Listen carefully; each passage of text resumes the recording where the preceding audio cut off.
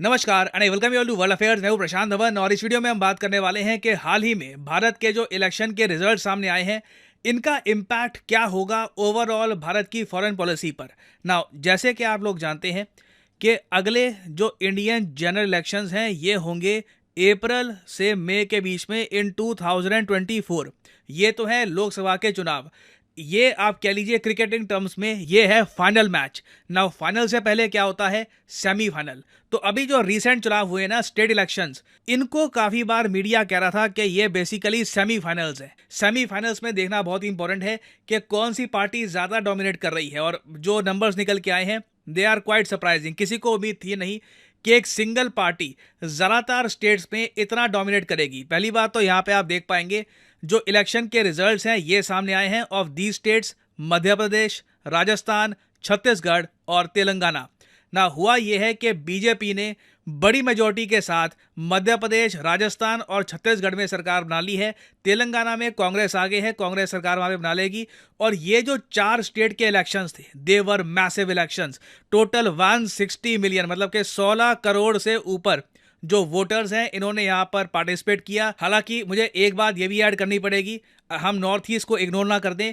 मिजोरम में भी चुनाव हुए हैं। मिजोरम के जो चुनाव के रिजल्ट्स हैं ये भी आने वाले थे, मगर ये थोड़े से अभी डिले हो गए हैं। ये 4 दिसंबर को आएंगे। तो मिजोरम में भी पता लगना अभी बाकी है कि सरकार कौन बनाएगा। But for the time being ये हमारे सामने है इंडिया का पॉलिटिकल पावर मैप। जो स्टेट्स आपको सैफरॉन में दिख रही हैं ये बीजेपी रूल्ड हैं, जो ब्लू स्टेट्स आपको दिख रही है ये कांग्रेस रूल्ड हैं, और बाकी आप देखोगे बहुत सारी स्टेट्स हैं ये बहुत सारी रीजनल पार्टीज कंट्रोल कर रही हैं। और जो रिसेंट चुनाव हुए हैं ना, इनमें कई मेजर स्टेट्स हैं जो आपस में बिल्कुल कनेक्टेड है। यहाँ पे आप देख पाएंगे राजस्थान, मध्य प्रदेश और छत्तीसगढ़। अगर हम मध्य प्रदेश में देखें तो अभी भी रुझान ही चल रहे हैं, कंफर्मेशन हुई नहीं है कि कितनी सीट जीत ली है किस पार्टी ने, बट रफली लग रहा है कि बीजेपी की 166 सीट्स आ जाएंगी। राजस्थान में लग रहा है कि बीजेपी की 115 सीट्स आ जाएंगी, और छत्तीसगढ़ में लग रहा है कि ये 55 से ऊपर सीट सिक्योर कर लेंगे। बट अगेन ये चेंज हो सकता है, अभी भी रुझान ही सामने आ रहे हैं। अब ये जो रिजल्ट है ना, ये ना सिर्फ इंडियन मीडिया, मैं आपको बता दूं ग्लोबल मीडिया ना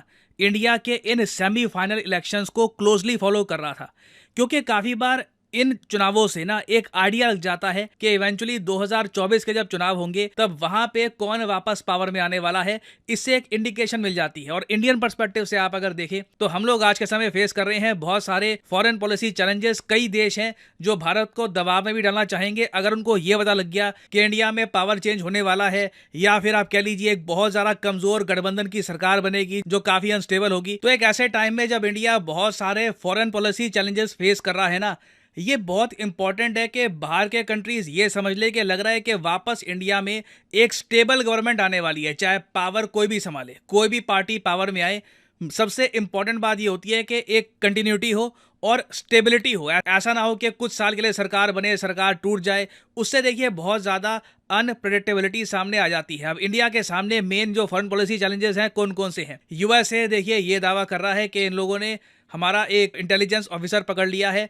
जो यूएसए की धरती पर पन्नू को, खालिस्तानी सेपरेटिस्ट पन्नू को मारने की कोशिश कर रहा था। ये जो इशू है वैसे मैं आपको बता दूं काफी सीरियस है। हालांकि इंडिया यूएस के रिलेशंस फंडामेंटल बेस पे ज्यादा इससे अफेक्ट हुए नहीं है, मगर कई रिपोर्ट्स आई हैं कि रॉ के बहुत सारे जो स्टेशंस थे नॉर्थ अमेरिका में ये काफी जगह बंद कर दिए गए हैं। ये पहली बार है सिंस 1968 जो हम ये सब देख रहे हैं। बट अगेन ये सब रिपोर्ट्स क्लेम कर रही हैं। सेम केस आप अगर देखो कनाडा में आपको मिलेगा। कनाडा के साथ रिलेशंस हमारे रिलेटिवली खराब हुए हैं पिछले कुछ महीनों में निजर किलिंग के बाद, और कनाडा भी आज के समय इंडिया पे काफी प्रेशर डाल रहा है इन्वेस्टिगेशन के इशू को लेकर।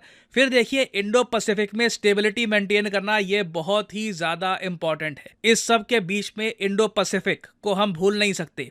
फिर चाइना और पाकिस्तान की हॉस्टिलिटी, इसे भी हम अवॉइड नहीं कर सकते। तो ऐसे क्रूशल टाइम में ना अगर मान लो कि रीसेंट जो इलेक्शन हुए हैं सेमीफाइनल्स, इनमें ऐसा रिजल्ट आता कि कुछ समझ नहीं आ रहा कि किस पॉलिटिकल पार्टी के पास लीड है, कहीं कोई आ गया है कहीं कोई आ गया है, उससे एक डर ये लग जाता है कि एक लेम डक सरकार ना बन जाए। ये एक पॉलिटिकल टर्म होती है, एक ऐसी सरकार जो जाने वाली है। जब डोनाल्ड ट्रंप का पता लग गया था कि इलेक्शन हारने वाले हैं तब इनको कहा जाता था he is a lame duck president. और जब एक कंट्री का लेम डक लीडर होता है ना तब बहुत सारी चीजें खराब हो जाती है। उस कंट्री में निवेश कम हो जाता है, उस कंट्री से बाहर के देश एंगेज करना एक्सटेंसिवली थोड़ा कम कर देते हैं, क्योंकि उनको भी पता है जिस सरकार से बात कर रहे हैं ये बाहर निकल जाएगी, एक चेंज आने वाला है, तो जब नई सरकार बनेगी उनसे ही हम बात करेंगे। ये सब फैक्टर्स मैटर करते हैं। तो जो रिसेंट रिजल्ट्स आए हैं ना, उससे ये जो प्रोबेबिलिटी थी ये भी निगेट हो चुकी है।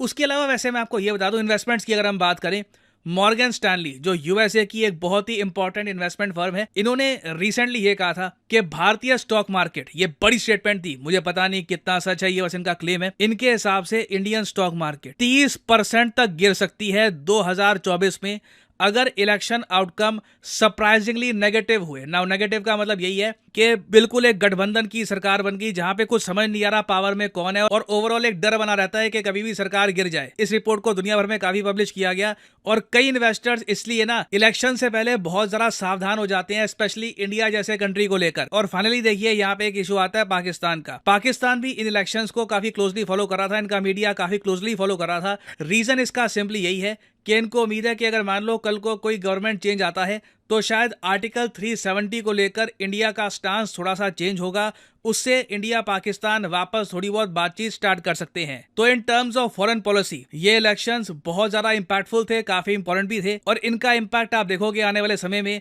भारत की विदेश नीति पर भी पड़ेगा। और सिंस हम इलेक्शंस की ही बात कर रहे हैं तो आपसे एक क्वेश्चन भी पूछूंगा। क्वेश्चन ये है कि chief election commissioner of India को कौन अपॉइंट करता है? ये है यहाँ पे आपकी options, prime minister, chief justice of India, president, या फिर the entire Lok Sabha. Comment section में करिए उत्तर। मैं जानना चाहूंगा कितने लोग सही आंसर करते हैं। जो लोग सही आंसर करेंगे कोशिश करूंगा कि उनकी कमेंट को मैं हार दे दूं। और अनअकैडमी के देखिए ऑफर चल रहे हैं आज के समय।